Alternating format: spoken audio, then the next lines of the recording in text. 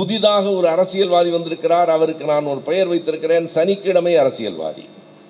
சில பேர் வெள்ளிக்கிழமை மட்டும்தான் கோயிலுக்கு போவார். அவர் சனிக்கிழமை மட்டும்தான் மக்களை பார்ப்பார். எல்லா கட்சிகளும் இரண்டாவது இடத்துக்கு போராடுகின்றன, முதல் இடம் திமுகவுக்கு தான் என்பது முடிவாகிவிட்டது. இது என்ன புதிதாக தமிழ்நாட்டை தலைகுனிய விடமாட்டேன் என்று தொடங்கி இருக்கிறீர்கள் என்று சிலர் கேட்கிறார்கள். புதிதாக இல்லை நண்பர்களே, ஒரு நூற்றாண்டாக தமிழ்நாட்டை தலைகுனிய விடாமல் காத்து நிற்கிற இயக்கம்தான் திராவிட இயக்கம் என்பதை வரலாறு சொல்லும். சொல்கிறவர்களின் முகம் மாறி இருக்கிறது, குரல் மாறவில்லை. ஒரு நூற்றாண்டுக்கு முன்பு இதைத்தான் நீதி கட்சி சொன்னது. பிறகு எங்கள் ஐயா பெரியார் சொன்னார், அறிஞர் அண்ணா சொன்னார், தலைவர் கலைஞர் சொன்னார். இன்றைக்கு எங்களின் தளபதி தமிழ்நாட்டின் முதலமைச்சர் கழகத்தின் தலைவர் ஓங்கி ஒலிக்கிறார். நாடு முழுவதும் இந்த குரலை எழுப்புகிறார். எண்ணி பாருங்கள், இந்தியாவில் எந்த மாநிலத்திலாவது நீட்டு தேர்வை எதிர்த்து பீகாரில் நடந்து முடிந்திருக்கிற அந்த வாக்காளர் பட்டியலினுடைய மோசடியை எதிர்த்து, இன்றைக்கு இருக்கிற தொழிலாளர் மீனவர் நலனுக்கு வருகிற ஊறுகளை எதிர்த்து, ஜிஎஸ்டியை எதிர்த்து, பாலின பாகுபாடு கூடாது, பெண்களும் ஆண்களும் சமம்தான், பெண்களை தாழ்த்த விடமாட்டோம் என்று அதற்கும் குரல் கொடுத்து தமிழ்நாட்டை தலைகுனிய விடமாட்டேன் என்று தலை நிமிர்ந்து நிற்கிற தலைவரை நாம் பெற்றிருக்கிறோம். இது அவருடைய குரல் மட்டுமில்லை, தமிழ்நாட்டின் குரலாக ஒலிக்க வேண்டும் என்பதற்காகத்தான் நாடு முழுவதும் கூட்டங்கள் நடந்து கொண்டிருக்கின்றன. நேற்றைக்கு ஆரணியிலே நான் பேசினேன், இன்றைக்கு இங்கே பேசுகிறேன். உண்மையாக எனக்கு வியப்பாக இருக்கிறது. நம்முடைய மாவட்ட செயலாளரை, பகுதி செயலாளர்களை பாராட்ட வேண்டும். 48 மணி நேரத்தில் கூட்டப்பட்டிருக்கிற கூட்டமா இவ்வளவு பெரிய கூட்டம் என்று எண்ணி பார்க்க தோன்றுகிறது. 48 மணி நேரத்தில் இந்த கூட்டம் கூடியிருக்கிறது என்று சொன்னால், இந்த திமுக கழகத்தின் உணர்வு இன்னமும் ஆழமாய் இந்த மண்ணில் பதிந்து கிடக்கிறது என்பதுதான் அதனுடைய பொருள்.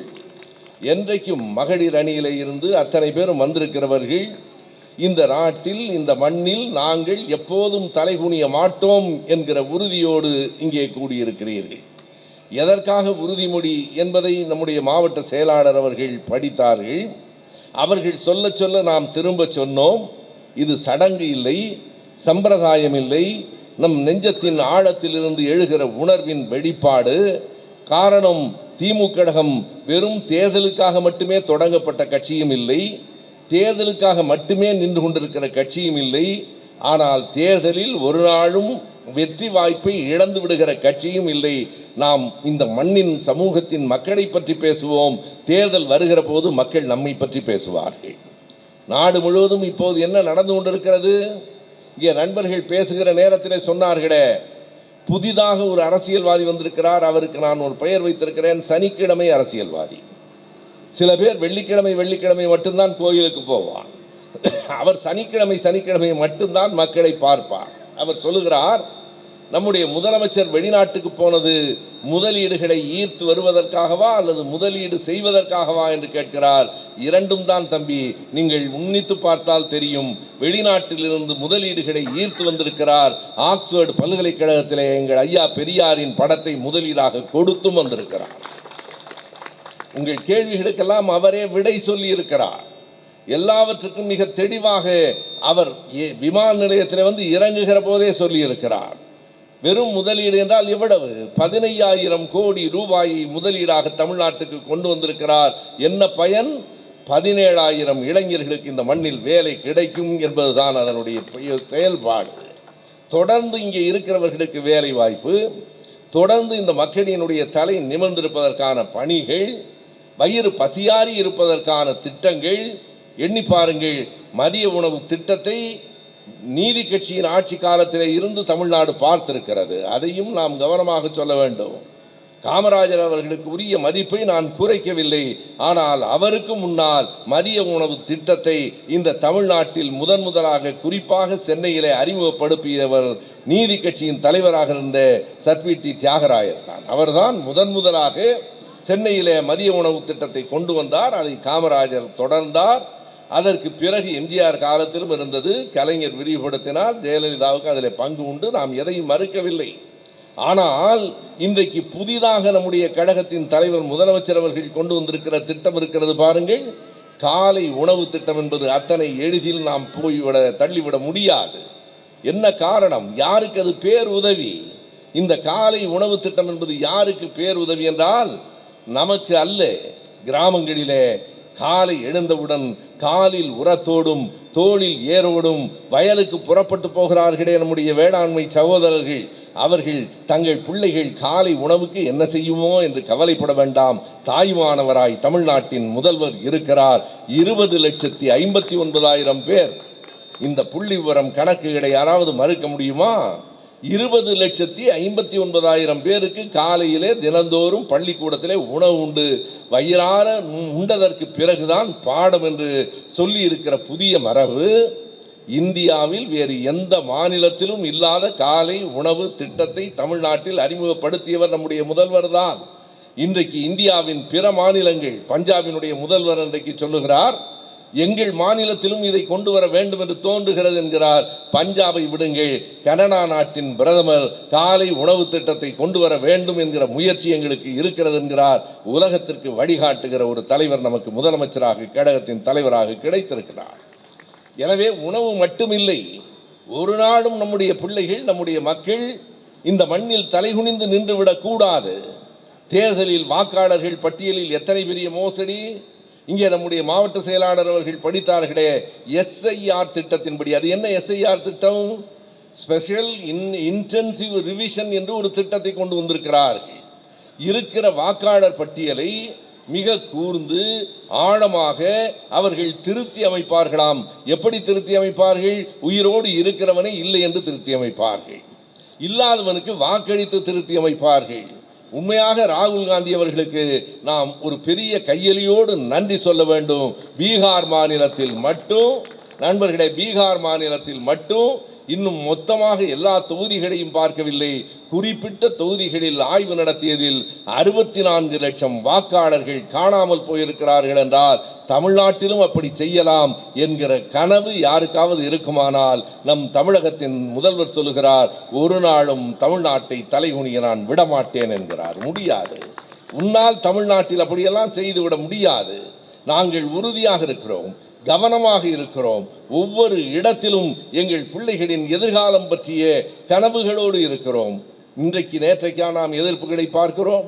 பாரதிய ஜனதா கட்சியிலே ஆளுநராக இருந்த அம்மையார் தமிழிசை நேற்றைக்கு சொல்லுகிறார், திமுகவை வீட்டுக்கு அனுப்புவதுதான் எங்கள் வேலை. அவரை பாவம் எப்போதோ வீட்டுக்கு அனுப்பிவிட்டார்கள், அவரை ஏற்கனவே அனுப்பிவிட்டார்கள். தமிழிசை அவர்களே, உங்களுக்குள்ள மரியாதையோடு சொல்லுகிறேன், திமுகவை அசைத்து பார்ப்பதற்கெல்லாம் உங்களுக்கு வலிமை இல்லை. ஒரு நாளும் உங்களால் முடியாது. நான் ஒரு எடுத்துக்காட்டு சொல்லட்டுமா? யாரெல்லாம் திமுகவை வீழ்த்த வேண்டும் என்று போராடினார்கள், எத்தனை பெரிய போராட்டங்கள், எத்தனை பெரிய தலைவர்கள், எவ்வளவு பெரிய கட்சிகள் ஒருங்கிணைந்து நின்று கூட ஒரு நாளும் திமுகவை இந்த மண்ணை விட்டு வீழ்த்த முடியவில்லை. தேர்தலில் தோல்விகள் வந்தன, திமுக அழிந்து போய்விடவில்லை. தேர்தலில் முழுமையான வெற்றி வந்தது, திமுக அந்த புகழ் மயக்கத்தில் காணாமல் போய்விடவில்லை. வென்றாலும் தோற்றாலும் தொடர்ந்து இந்த மண்ணில் உடைத்துக் கொண்டிருக்கிற கட்சி. 1971 ஆண்டு தேர்தலை நான் நினைவுபடுத்த வேண்டும் என்று கருதுகிறேன். அந்த தேர்தலில் தான் இன்றைக்கு இருப்பது போல எல்லோரும் திமுகவை எதிர்த்தார்கள். இப்போது எல்லோரும் என்ன சொல்லுகிறார்கள்? எங்களுக்கும் திமுகவுக்கும் தான் போட்டி. எடப்பாடி என்ன சொல்லுகிறார்? திமுகவை நான் அழிப்பேன். பாஜக என்ன சொல்கிறது? திமுகவுக்கு அடுத்து நாங்கள் தான் வருவோம். கவனித்தீர்களா? எல்லோரும் எதற்கு போராடுகிறார்கள் என்றால் எல்லா கட்சிகளும் 2வது இடத்துக்கு போராடுகின்றன. முதல் இடம் திமுகவுக்கு தான் என்பது முடிவாகிவிட்டது. எல்லோரும் 2வது இடத்துக்கு தான் போராடுகிறார்கள். திமுகவுக்கு அடுத்து நான் தான் என்கிறார் அந்த சனிக்கிழமைக்காரர், திமுகவுக்கு அடுத்து நான் தான் என்கிறார் அந்த ஆம்புலன்ஸ்காரர். எல்லோரும் திமுகவுக்கு அடுத்து என்று சொல்லுகிற போதே திமுக தான் முதலில் என்று உங்களை அறியாமலேயே நீங்கள் ஒப்புக்கொண்டு விட்டீர்களே. நாங்களும் அழுத்தி சொல்லுகிறோம், 1971 ஆண்டு இப்போது இருக்கிற எடப்பாடியை போல அல்ல, இப்போது புதிதாக முளைத்திருக்கிற நடிகர்களை போல அல்ல. 71 திமுக கழகத்தை யார் எதிர்த்தார்கள்? அறிஞர் அண்ணா அவர்கள் மறைந்ததற்கு பிறகு. அண்ணாவை போல ஒரு தனிப்பெரும் தலைவரை இந்தியாவிலே எந்த மாநிலமும் பார்த்ததில்லை. தன்னுடைய பேச்சால் அத்தனை பெரிய அழகு இல்லை. அண்ணா ஒரு குள்ளமான உருவம், அவருக்கு அப்படி ஒரு தோற்ற பொலிவு இல்லை. ஆனால் அண்ணாவை போல கோடிக்கணக்கான மக்களை தன் பேச்சால் கட்டி போட்டவன் இதற்கு முன்னும் இல்லை பின்னும் இல்லை என்பது வரலாறு. அண்ணா அவர்கள் மறைந்ததற்கு பிறகு இனிமேல் அவ்வளவுதான் திமுக கழகம் என்று கருதினார்கள். யாரெல்லாம் எதிர்த்து நின்றார்கள்? இங்கே இருக்கிற பெரியவர்கள் அறிவார்கள், இளைய தலைமுறையினர் அறிந்து கொள்ள வேண்டும் என்பதற்காக பழைய வரலாற்றிலிருந்து ஒரு செய்தியை நான் சொல்லுகிறேன். ராஜாஜி அவர்களும் காமராஜரும் கைகோத்து நின்று 1971 திமுகவை அழித்து விடுவோம் என்று சூளுரைத்தார்கள். இரண்டு பெரும் தலைவர்கள், சாதாரணமானவர்கள் இல்லை. ராஜாஜி கலைஞரை விட 45 வயது மூத்தவர், காமராஜர் கலைஞரை விட 25 வயது மூத்தவர். அரசியல் அனுபவம் உடையவர்கள், வெறும் வயதிலே மூத்தவர்கள் இல்லை, அரசியல் அனுபவம் உடையவர்கள். காங்கிரஸ் கட்சியிலே இருக்கிற போதே காமராஜருக்கும் ராஜாஜிக்கும் ஒற்றுமை கிடையாது. ஆனால் திமுகவை எதிர்ப்பதில் ஒற்றுமை வந்தது. இரண்டு பேரும் எதிர்த்து நின்றார்கள். அவர்கள் மட்டுமில்லை நண்பர்களே, குறித்துக் கொள்ளுங்கள், மிகப்பெரிய புகழ் பெற்ற எழுத்தாளர்கள், பத்திரிகையாளர்களும் தமிழ்நாடு முழுவதும் திமுகவுக்கு எதிராக பயணம் செய்து பரப்புரை செய்தார்கள். குறிப்பாக 3 பேர். ஒருவர் துக்ளக் பத்திரிகை ஆசிரியர் சோ, இன்னொருவர் எழுத்தாளர் ஜெயகாந்தன், மூன்றாமவர் கவிஞர் கண்ணதாசன்.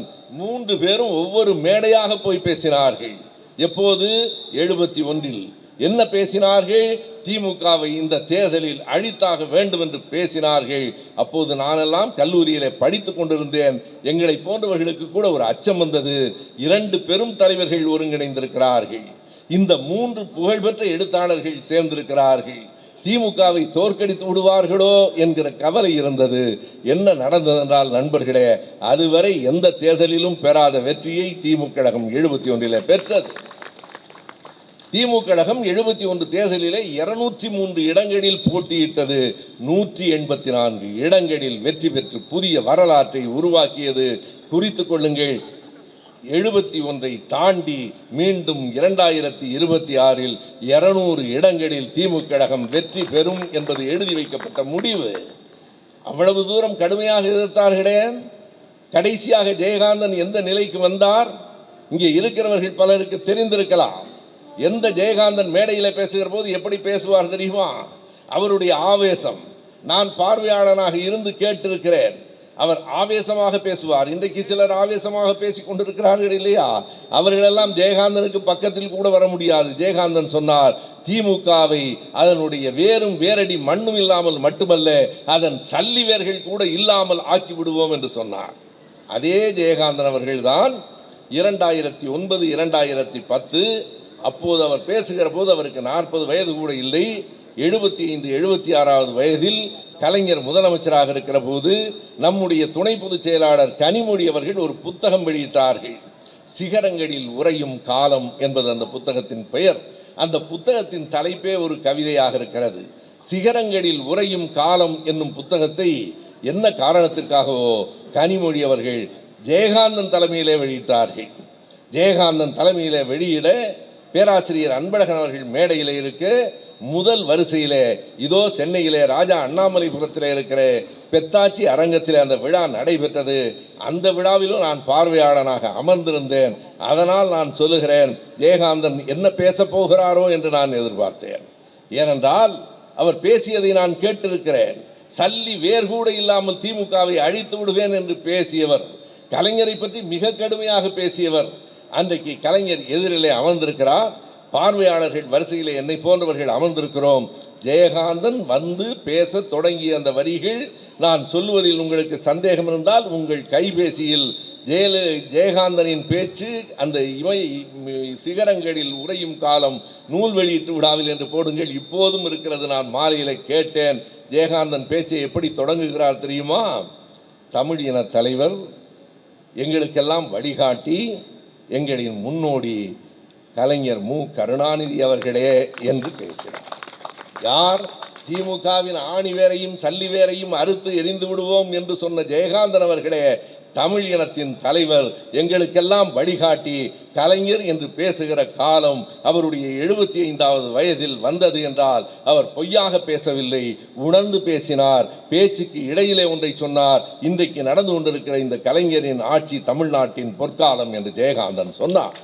யார் எதிர்த்தார்களோ, யார் ஆட்சியை அகற்றிவிட வேண்டும் என்று கருதினார்களோ, யார் கழகத்தையே அழித்துவிட வேண்டும் என்று கூறினார்களோ, அவர்களே கடைசியாக இதுதான் பொற்காலம். உண்மைதான். 2006க்கும் 2011க்கும் இடையில் நடைபெற்ற நம்முடைய கழகத்தின் ஆட்சி இருக்கிறதே பொற்காலம் இல்லையா? எண்ணி பாருங்கள், கலைஞரின் சிந்தனை எப்படி வேறுபட்டதாக இருந்திருக்கிறது. ஒரு மனிதனுக்கு ஒரே நேரத்தில் 2 தோற்றங்கள் வருகின்றன.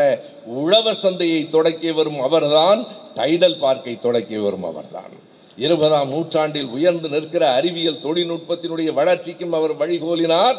எங்களினுடைய பாரம்பரியமான உழவை ஒரு நாளும் கைவிட்டு விட மாட்டோம் என்று உழவர் சந்தையையும் அவர் உருவாக்கினார். அந்த ஆட்சி பொற்காலம்தான் என்று ஜெயகாந்தனே சொன்னார். எத்தனையோ வாரியங்கள் இருக்கலாம், நீங்கள் எண்ணி பாருங்கள். ஆசிரியர்களுக்கு வாரியம் இருக்கலாம், தொழிலாளர்கள் மீனவர்களுக்கு இருக்கலாம். என்றைக்காவது எந்த ஆட்சியிலாவது நடைபாதை வணிகர்களுக்கு வாரியம் உண்டா? திருநங்கைகளுக்கு நல வாரியம் உண்டா? திருநங்கைகளுக்கு நல வாரியம், மூட்டை தூக்குகிற தொழிலாளர்களுக்கு நல வாரியம், நடைபாதை வணிகர்களுக்கு நல வாரியம் என்று அத்தனை பேருக்குமான அரசாக இந்த அரசை அவர் அமைத்து காட்டினார். அவருக்கு பின்னால் வந்த நம்முடைய தளபதி சொன்னார், தலைவர் இறந்ததற்கு பிறகு கழகத்தின் தலைவராக பொறுப்பேற்ற போது தளபதி சொன்னார், என்ன இருந்தாலும் எனக்கு கலைஞரை போல பேச வராது, கலைஞரை போல எழுத வராது, ஆனால் கலைஞரை போல எழுதவும் பேசவும் தெரியவில்லை என்றாலும் கலைஞரை போல எனக்கு உழைக்க தெரியும் என்று சொன்னார். இன்று வரையிலே உழைத்து கொண்டிருக்கிறார். இன்று வரையிலே அவர் உழைத்து கொண்டிருக்கிறார். அந்த உழைப்பு தான் தமிழ்நாட்டில் இன்றைக்கு உயர்ந்தோங்கி நிற்கிறது. அந்த உழைப்பின் காரணமாகத்தான் இன்றைக்கு இவ்வளவு வேலை வாய்ப்புகள் வருகின்றன. அவருடைய உழைப்பின் காரணமாகத்தான் பிள்ளைகள் வயிறார உண்டு படித்து மாதந்தோறும் 1000 ரூபாய் உதவியும் பெற்று படிக்கிறார்கள். எண்ணி பாருங்கள், நாடு முழுவதும் இந்தியாவிலேயே வேறு எந்த மாநிலத்தையும் ஒப்பிட முடியாத அளவுக்கு உயர்ந்தோங்கி நிற்கிற மாநிலமாக தமிழ்நாடு நிற்கிறது. ஆனால் இந்திய ஒன்றிய அரசு என்னவாக இருக்கிறது? நம்மை அழித்துவிட வேண்டும் என்று சொல்லுகிறவர்கள் நம்மை எந்த நிலையிலே வைத்திருக்கிறார்கள்? இன்றைக்கு காலையிலே வந்த செய்தியை, நாளேட்டில் தொலைக்காட்சிகளில் வந்த செய்தியை நீங்கள் அத்தனை பேரும் பார்த்திருப்பீர்கள். அமெரிக்காவுக்கு இனிமேல் நம் பிள்ளைகள் யாரும் போவது பற்றி கனவு கூட காண முடியாது. போக முடியாது என்பதல்ல, போவது பற்றிய கனவு கூட காண முடியாது. என்ன காரணம்? அமெரிக்காவுக்கு இங்கே படித்துவிட்டு தகுதியும் திறமையும் உள்ளவர்கள் அங்கே வேலை தேடுவதற்கு போக வேண்டும் என்றால் அதற்கு H1B விசா என்று ஒரு விசா, நுழைவு அனுமதி வாங்க வேண்டும். அதற்கு இருந்த கட்டணத்தை அமெரிக்காவின் அதிபர் ட்ரம்ப் இன்றைக்கு எவ்வளவு உயர்த்தியிருக்கிறார்? கட்டணங்கள் உயரலாம். எந்த அளவுக்கு உயர்ந்திருக்கிறது? சென்ற ஆண்டு வரையில், சென்ற ஆண்டு கூட அல்ல, நேற்று வரையில் இருந்த கட்டணம் என்ன? புதிய கட்டணம் இன்று காலையிலே இருந்து நடைமுறைக்கு வந்திருக்கிறது. நேற்று வரைக்கும் எவ்வளவு கட்டணம்? ஒரு இளைஞர் இங்கே படித்துவிட்டு, பெண்ணோ ஆணோ, அமெரிக்காவுக்கு வேலை தேட போய் H1B விசாவுக்கு அவர் விண்ணப்பித்தால் அவர் $4815 கட்ட வேண்டும். அதுதான் அதிகபட்ச தொகை. 2500 இருந்து தொடங்கி $4815 கட்ட வேண்டும். $1 88 ரூபாய். எனவே $4815 என்றால் ஏறத்தாழ 4.25 லட்சம், 4,23,000 ரூபாய் கட்டினால் போகலாம். அது ஒரு ஆண்டுக்கான கட்டணம். 4,23,000 என்பதை உயர்த்தலாம், 5 லட்சம் ஆக்கலாம், போனால் போகிறது 8 லட்சம் ஆக்கலாம். 88 லட்சம் என்று ட்ரம்ப் அறிவித்திருக்கிறாரே, 1 கோடி ரூபாயை ஒருவனால் ஒரு ஆண்டுக்கு கட்ட முடியுமா? நான் கேட்கிறேன், 88 லட்சம் ரூபாய் கட்டி விசா வாங்குவதை விட அது 88 லட்சத்தை வைத்துக்கொண்டு இந்த ஊரிலேயே அவன் தொழில் செய்து விட மாட்டானா? 88 லட்சம் கட்டு, ஏறத்தாழ 1 கோடி ரூபாயை ஒரு ஆண்டுக்கு கட்டு என்று சொன்னால் அதற்கு என்ன பொருள்? இனிமேல் அமெரிக்காவிற்குள் நீங்கள் வர முடியாது. இந்த தடை யாருக்காக? உலகத்தில் இருக்கிற எல்லோருக்கும் தானே, எல்லோருக்கும் தான். ஆனால் சென்ற ஆண்டில் மட்டும் அங்கே விசா வாங்கி போயிருக்கிறவர்களில் 72% இந்திய நாட்டை சேர்ந்தவர்கள். அதற்கு அடுத்து சீனா 11%. எனவே 70% இந்திய பிள்ளைகள் இப்போதெல்லாம் மிக பெரும் பணக்காரர்கள் தான் வெளிநாடுகளுக்கு போகிறார்கள் என்பது அல்ல. நம்முடைய வீட்டு பிள்ளைகள், நடுத்தட்டு குடும்பத்தை சார்ந்தவர்கள் இன்றைக்கு மேலை நாடுகளிலே போய் பணம் ஈட்டுகிறார்கள். பணம் மட்டும் ஈட்டவில்லை நண்பர்களே, தமிழ்நாட்டு பிள்ளைகளால் தான் அங்கே இருக்கிற தகவல் தொழில்நுட்ப தொழிலே உயர்ந்து நிற்கிறது என்று அவர்களே ஏற்கிறார்கள். உண்மைதான். தமிழ்நாட்டு பிள்ளைகளினுடைய உழைப்பு, தமிழ்நாட்டு பிள்ளைகளினுடைய அறிவு திறன் இன்றைக்கும் உலகம் முழுவதும் பாராட்டப்படுகிறது. அதை நிறுத்தி இருக்கிறார்கள். நம்முடைய மோடி அவர்கள் என்ன செய்ய போகிறார்? 1000 செய்திகளை பற்றி பேசுகிறீர்களே, இன்றைக்கு 4 லட்சத்திலிருந்து 88 லட்சமாக கட்டணம் உயர்த்தப்பட்டிருக்கிறதே, ஒன்றிய அரசு வாய் திறந்ததா? நம் தலைவர் தான் கண்டித்திருக்கிறார். எங்கள் பிள்ளைகளின் எதிர்காலத்தை இருட்டாக்குகிறீர்கள் என்று சொல்லுகிறார். மோடி என்ன செய்தார்? மோடி மணிப்பூருக்கே 864 நாட்களுக்கு பிறகு போனவர். மணிப்பூர் எரிந்து கொண்டிருந்தது, மோடி அவர்கள் வெளிநாட்டில் இருந்தார். மணிப்பூர் எரிந்து கொண்டிருந்தது, மோடி அவர்கள் நாடாளுமன்றத்திற்கு கூட வரவில்லை. இப்படிப்பட்ட பிரதமரை பெற்றிருக்கிற தேசத்தில் நாம் மறுபடியும் மக்களை தட்டி எழுப்ப வேண்டும் என்பது எதற்காக என்றால், எத்தனையோ தடைகளை மீறித்தான் திமுக கழகம் வளர்ந்திருக்கிறது. ஏதோ போகிற போக்கில் திரைப்படத்திலே நடித்துவிட்டு சட்டென்று அரசியலுக்கு வந்தவர்கள் இல்லை. நாம் திரைப்படங்களின் மூலம் கருத்துக்களை விதைத்தோம். கவனியுங்கள், திரைப்படத்திலே நடித்துவிட்டு அந்த கவர்ச்சியை வைத்துக் கொண்டு வாக்குகள் கேட்கவில்லை. திரைப்படத்தில் அரசியலுக்கு வந்து கருத்துக்களை உள்வாங்கிக் கொண்டு திரைப்படத்தில் அவற்றை விதைத்து விட்டு தான் வெளியிலே வந்தோம். அது கூட அவ்வளவு எளிதாக நடந்துவிடவில்லை. சில காட்சிகளை நான் சொல்லுகிறேன். திரைப்படத்தில் கூட நம்முடைய கருத்துக்களை, அண்ணாவின் பெயரை சொல்லுவதற்கு கூட எத்தனை போராட்டங்கள் இருந்தன. இங்கே இருக்கிற சற்று வயது கூடியவர்களுக்கு தெரியும், 1960 தங்கரத்தினம் என்று ஒரு படம் வந்தது. SS ராஜேந்திரன் அவர்கள் இயக்கிய படம். அந்த படத்திலே பழனியிலே நடைபெற்ற திமுக மாநாட்டை அப்படியே காட்டினார்கள். அந்த திமுக மாநாடு தானே காட்டிவிட்டு போகட்டும் என்று தணிக்கைத்துறை அனுமதித்தது. ஆனால் தணிக்கை எதிர்பார்க்கவில்லை. திரையரங்குகளில் அந்த படம் ஓடுகிற போது, பழனி மாநாடு காட்டப்படுகிற போது, அந்த அரங்கமே அதிர்ந்த காட்சியை பார்த்து இனிமேல் இவர்களை விடக்கூடாது என்று முடிவெடுத்தார்கள். இப்போதும் நீங்கள் உங்கள் கைபேசியிலே இருக்கிற யூடியூப் என்கிற அந்த வலையொலியிலே அந்த பாடலை மட்டும் போடுங்கள், அந்த பாட்டு வரும். மிக அருமையான ஒரு பாட்டு. காஞ்சியிலே ஒரு புத்தன் பிறந்தான், கருணையினால் அவன் நெஞ்சில் நிறைந்தான், அண்ணாவென்று எல்லோரும் அழைக்கப்பட்டான், அவன் 1000 தலைமுறை தடைக்க நின்றான் என்கிற அந்த பாட்டு. அண்ணாவென்று எல்லோரும் அழைத்தார்கள், 1000 தலைமுறை தழைத்தது என்கிற அந்த பாடலுக்கு பிறகு என்ன ஆயிற்று என்றால், அடுத்தடுத்து வருகிற படங்களிலே அண்ணாவின் பெயரையோ ஏன் காஞ்சியின் பெயரையோ சொல்ல அனுமதி மறுத்தார்கள். 63 காஞ்சி தலைவன் என்று ஒரு படம் வந்தது. அந்த படத்தை பற்றி இன்றைக்கு முரசொலியினுடைய பின்பக்கத்திலே எழுத்தாளர் குமரன்தாஸ் எழுதியிருக்கிறார். காஞ்சி தலைவன் என்று ஒரு படம். அந்த காஞ்சி தலைவன் படத்திலே பெயரையே வைக்கக்கூடாது என்றார்கள். காஞ்சி தலைவன் என்று சொல்லக்கூடாது. எழுத்தாளர் யார்? கதைவசனம் எழுதியவர் யார்? நம்முடைய தலைவர் கலைஞர் அவர்கள் தான். அவர் கேட்டார், பல்லவ நாட்டு மக்களை, பல்லவ நாட்டு அரசனை காஞ்சி தலைவன் என்று சொல்லாமல் எப்படி சொல்லுவது? ஆனால் ஒரு பாட்டில் வருகிற ஒரு வரியை அவர்கள் வெட்டிவிட்டார்கள். அந்த பாட்டை நீங்கள் கேட்க வேண்டும். எழுச்சி மிகுந்த பாட்டு. வெல்க நாடு வெல்க நாடு வெல்க வெல்கவே என்று தொடங்கும். ஆனால் உண்மையாகவே அந்த பாட்டு படத்தில் முதலில் எப்படி இருந்ததென்றால், வெல்க காஞ்சி வெல்க காஞ்சி வெல்க வெல்கவே, வீர சங்க நாதம் காட்டு கேட்டு செல்க செல்கவே, படைகள் செல்க செல்கவே என்று வரும். காஞ்சி என்று சொல்லக்கூடாது என்றதால் வெல்க காஞ்சி என்பதை வெல்க நாடு என்று மாற்றினார்கள். ஆனால் தணிக்கைத்துறை எங்கே ஏமாந்து போயிற்று? எங்கே ஏமாந்தது என்றால், அந்த படத்தில் எம்ஜிஆர் நரசிம்ம பல்லவனாக நடிப்பார், எம்ஜிஆரின் தங்கையாக விஜயகுமாரி நடிப்பார்.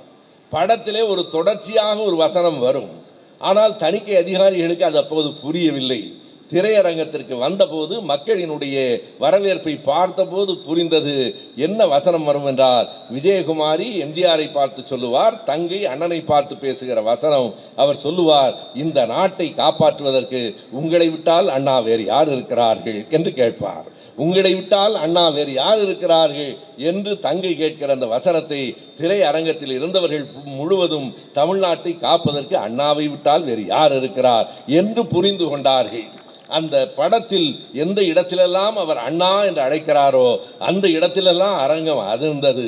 இப்படித்தான் நண்பர்களே, தொடர்ச்சியாக பல்வேறு திரைப்படங்களில் கூட நமக்கு தடைகள் விதிக்கப்பட்டன. உங்களுக்கு தெரியும், பெண்கள் பார்த்திருப்பீர்கள் என்பதால் திரைப்படத்திலிருந்தும் சில இடங்களை நான் சொல்லுகிறேன். பெற்றால் தான் பிள்ளையா என்று ஒரு படம். அந்த படத்தில் நல்ல நல்ல தம்பிகள் பிள்ளைகளை நம்பி என்று ஒரு பாட்டு. அந்த பாட்டை கவனியுங்கள். என்ன வரும் என்றால், அதுவும் எம்ஜிஆர் நடித்த படம்தான். நல்ல நல்ல பிள்ளைகளை நம்பி இந்த நாடே இருக்குது தம்பி என்று தொடங்குகிற அந்த பாட்டில் இடையில் ஒரு வரி வரும். ஒரு சொல்லை தணிக்கைத்துறை மாற்றியது. என்ன வரும் என்றால், பிள்ளைகளை பார்த்து எம்ஜிஆர் பாடுவார், நீ அறிவுக்கு இணங்கு வள்ளுவனை போல், அன்புக்கு வணங்கு வள்ளலாரை போல், கவிதைகள் வழங்கு பாரதியை போல், மேடையில் முழங்கு அறிஞர் அண்ணாவை போல் என்று அந்த பாட்டு வரும். தணிக்கை அதை அனுமதிக்கவில்லை. நீங்கள் எப்படி அறிஞர் அண்ணா என்று சொல்லலாம் என்று தடுத்து விட்டார்கள். இப்போதும் நீங்கள் கேட்டால் அந்த பாட்டு கடைசியாக எப்படி மாற்றப்பட்டிருக்கும்? அறிவுக்கு இணங்கு வள்ளுவரை போல், அன்புக்கு வணங்கு வள்ளலாரை போல், கவிதைகள் வழங்கு பாரதியை போல், நீ மேடையில் முழங்கு திருவிக்கா போல் என்று இருக்கும். ஆனால் அது உண்மையிலேயே மேடையில் முழங்கு அறிஞர் அண்ணாவை போல் என்று எழுதப்பட்ட பாட்டு. இப்படியெல்லாம் திரைப்படத்திலே தடுத்து விடுவதால் திமுகவை தடுத்து விட முடியும் என்றவர்கள் கருதினார்கள். 66 அண்ணா என்கிற பெயர் திரைப்படத்திலே தடுக்கப்பட்டது. 67 அவர் முதலமைச்சராக பதவியேற்ற போது யாரால் தடுக்க முடிந்தது நண்பர்களே? அவர்தான் தமிழ்நாட்டின் முதலமைச்சர். அவர்தான் தமிழ்நாட்டுக்கு தமிழ்நாடு என்று பெயர் சூட்டியவர். அவர்தான் சுயமரியாதை திருமணங்களை சட்டமாக்கியவர். அவர்தான் இருமொழி கொள்கையை இந்த நாட்டிற்கு கொண்டு வந்தவர்.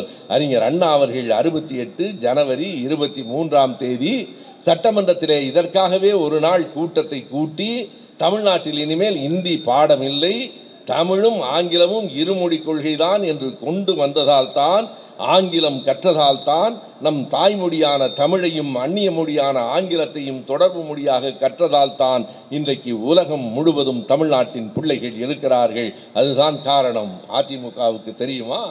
எடப்பாடியாருக்கு தெரியுமா? எடப்பாடியார் பேசுகிற போது சொல்லுகிறார், எனக்கு வேடிக்கையாக இருக்கிறது.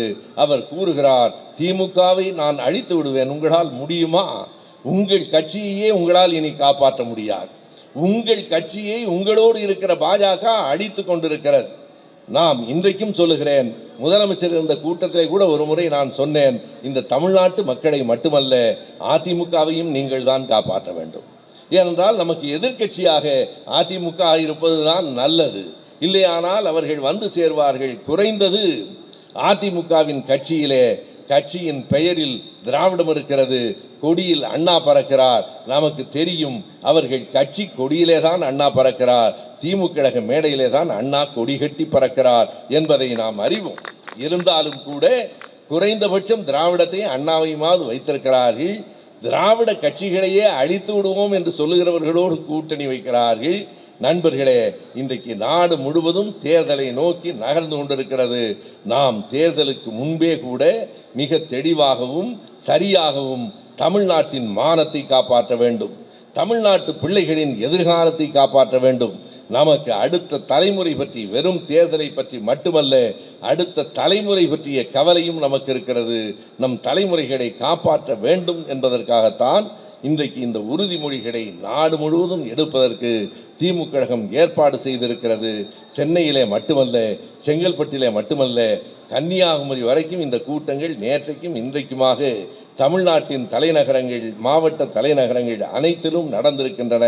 இது நாம் உறுதியேற்பதற்கான நேரம். கொஞ்சமும் தளர்ந்து விடாதீர்கள். நமக்கு வேலை இருக்கிறது.